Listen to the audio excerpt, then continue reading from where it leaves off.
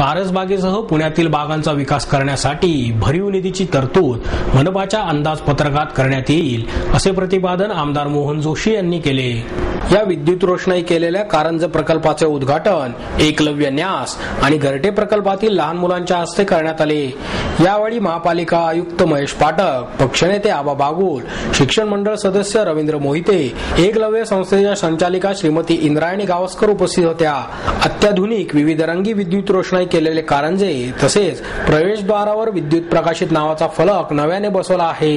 या कारंजाची रोषणाई आणि नामफलका करता आमदार मोहन जोशी यांनी त्यांच्या विकास निधीतून 15 लाख रुपये पुणे महापालिकेला दिले। पुणे शहर उद्यानांचे शहर म्हणून आघाडी घेईल। उद्यानांची निगा राखण्यासाठी स्थानिक पातळीवर कमिटी नेमून उद्यानांचा दर्जा राखण्यासाठी प्रयत्न केला जाईल असे या प्रसंगी बोलताना महापालिका आयुक्त महेश पाठक यांनी सांगितले। यावेळी ॲडव्होकेट शाबीर खान, प्रशांत सुरसे, आयुब पठाण, योगेश भोकरे, आनंद रणदिवे उपस्थित होते। प्रास्ताविक प्रकाश आरणे यांनी केले तर आभार प्रदर्शन आबा बागुल यांनी केले। आपण हे काम आपल्या निधीतून केलेलं आहे।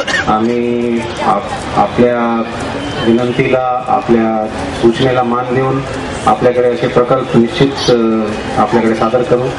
आम्ही पुण्याला उद्यानांचं शहर असं लौकिक सुद्धा मिळवण्यासाठी प्रयत्नशील आहोत। या वर्षी आपण बरीच तरतूद अंदाजपत्रकात ठेवली आहे आणि वैशिष्ट्यपूर्ण असे उद्यान म्हणजे नेहमीच जॉगिंग ट्रॅक आणि लॉन आणि बाग आणि हे न करता नवीन नवीन आयडिया त्याच्यामध्ये असाव्यात। म्हणजे अशा इनोव्हेटिव्ह आयडियांमधून असलेलं उद्यान बघायला लोकांना अजून आवडेल।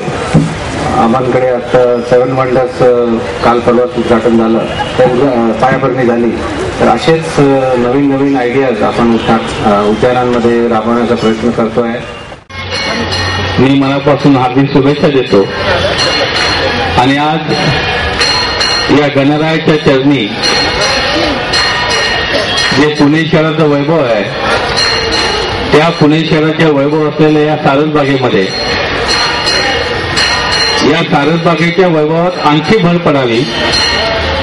कारण आज पुणे शहरामध्ये पुणे शहरातील नागरिक असतील किंवा बाहेरून येणारे जे पर्यटक असतात ते सारसबागेतल्या या सिद्धिविनायक दर्शनासाठी न चुकता येतात।